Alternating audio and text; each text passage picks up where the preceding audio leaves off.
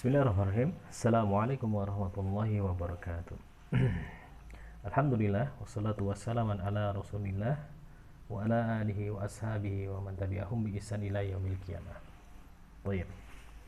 Ya, menjawab pertanyaan tadi tentang apakah akhwat ummahat yang sedang haid, apakah dia boleh memegang ini? Ini apa ini? Ya, sekarang tahu ya, ini Al-Qur'an. Walaupun dia ada di Android. Kalau ini ya Al-Quran ya, sudah ada bingkainya, ini Al-Quran ini. Walaupun di sebelah sebelahnya dia ada terjemahannya. Nah, muslimah para pecinta Al-Quran Boyolali yang semoga rahmat Allah ya, pembahasan tentang apakah ummahat, akhwat yang sedang haid boleh menyentuh atau tidak ketika dia sedang haid, menyentuh Al-Quran, boleh nggak? Apakah dia boleh membaca atau tidak? Nah, ini para ulama terjadi perbedaan pendapat ya. Dan dalil yang dibawakan adalah kebanyakan dari surat Al-Waqiah. Di halaman-halaman terakhir surat Al-Waqiah ya, silakan dilihat. Allah Subhanahu wa taala berfirman, "A'udzu billahi minasyaitonir rajim.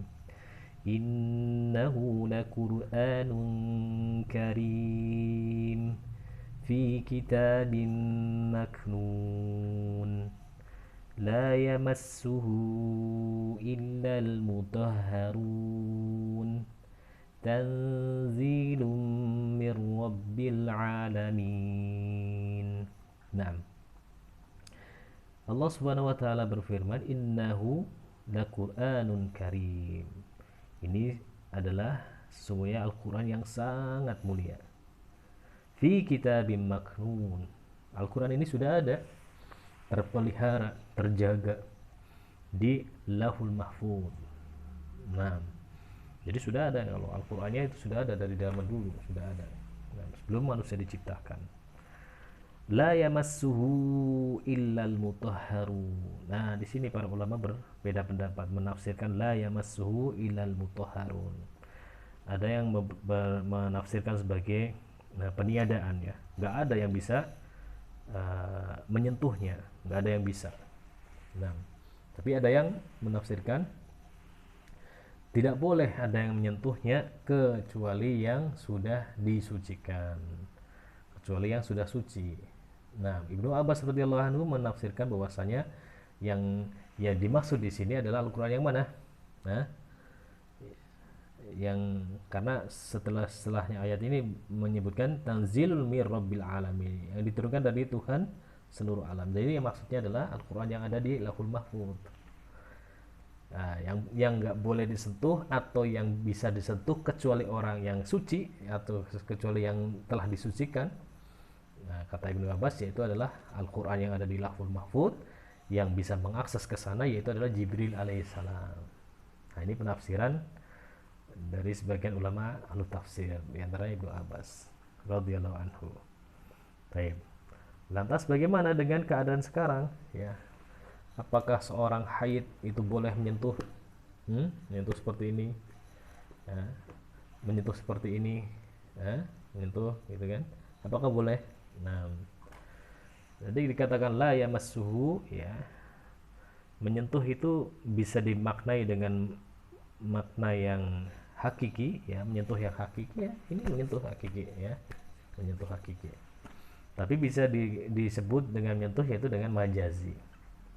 Seorang yang sedang melafadzkan Al-Quran baik dengan hafalannya ya, baik dia hanya melihat slide yang ada di depannya ya, dia secara tidak langsung, secara majazi sudah mengakses, sudah menyentuh Al-Quran begitu.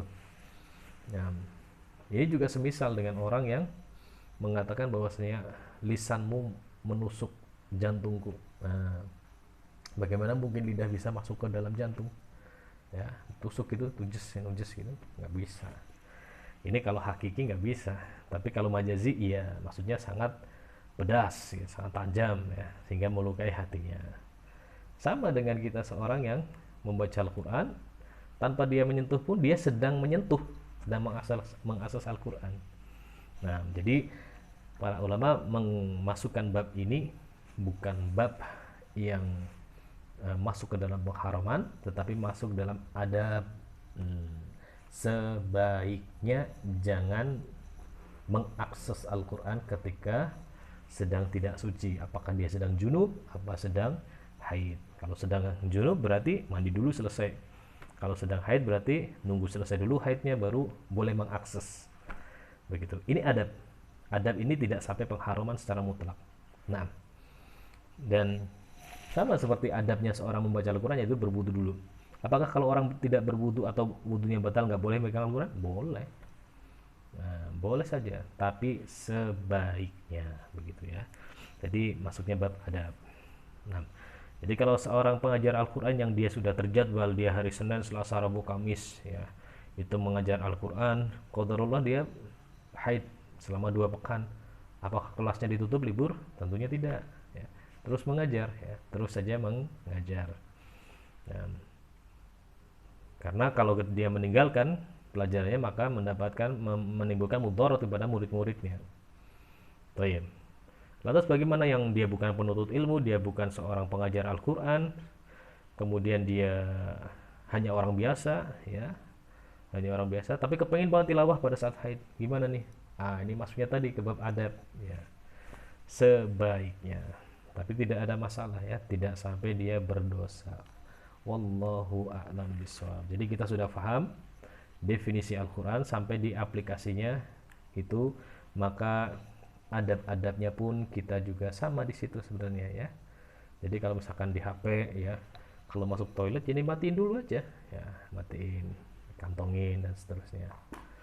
Sama ya adabnya. Begitu juga ketika kita mau membaca walaupun lewat HP ya, ya adabnya ya berwudu dulu begitu. Adabnya bagaimana ya, adab-adab kita membaca Al-Quran seperti yang lain. Nah, itu sebaiknya seperti itu. Nah, wallahu a'lam bishawab. Assalamualaikum warahmatullahi wabarakatuh.